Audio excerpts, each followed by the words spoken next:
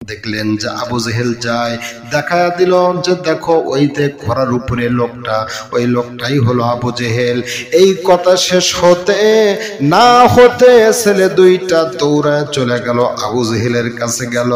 যাওয়ার পরে আবু জেহেলের যে ঘোড়ার উপরে ছিল ঘোড়ার পায়ে আঘাত করলো, আর একজন আবু জেহেলের পায়ে আঘাত করলো। যেহেতু শরীর নাগাল পাইতেছে না, দুইজন আক্রমণ করলো।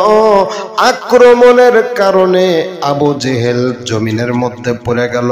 এই দৃশ্য দেখলো তার ছেলে ইকরামা, তখনও পর্যন্ত মুসলমান হয় নাই।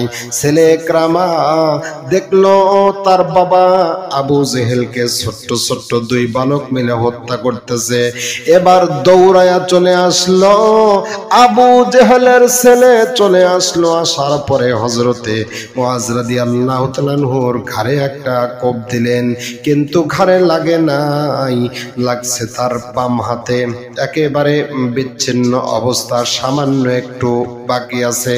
হযরতে মুআজ রাদিয়াল্লাহু তাআলা আনহু দেখলেন জিহাদের ময়দানে জিহাদ করতে ডিস্টার্ব হচ্ছে, অসুবিধা হচ্ছে হাতের কারণে।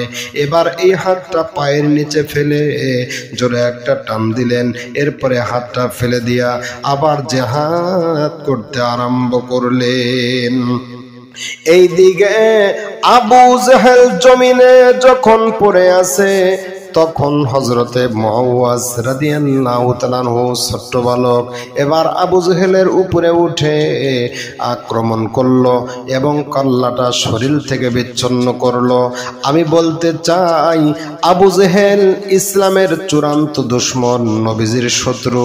কাফেরদের পক্ষ থেকে যে 1000 লোক আসছে, 1000 লোকের মধ্যে যে লিডার তার নাম হলো আবু জেহেল।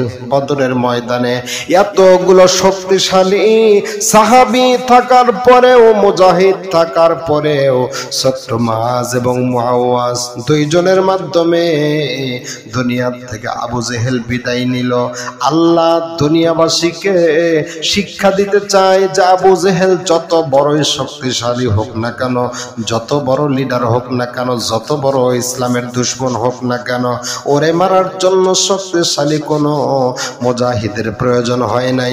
ছোট্ট ছোট্ট দুই বালকের মাধ্যমে দুনিয়ার থেকে বিদায় নিল। তাহলে আমরা বুঝতে পারলাম জালেম যত বড় হোক না কেন, তারে মারার জন্য বড় বড় মুজাহিদের দরকার হয় না, বড় অস্ত্রের দরকার হয় না। যেমন নমরুদ যখন দুনিয়ার জমিনে রব বলে দাবি করলো, আমি রব, আল্লাহকে আমি মানি না, নিজেকে রব বলে দাবি করলো, তখন আল্লাহ পাক তার নাকের মধ্য দিয়া ছোট্ট একটা মশা পাঠায়া দিল।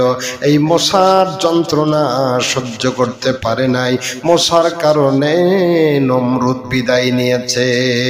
এই জন্য বলতে চাই জালেম যারা আছে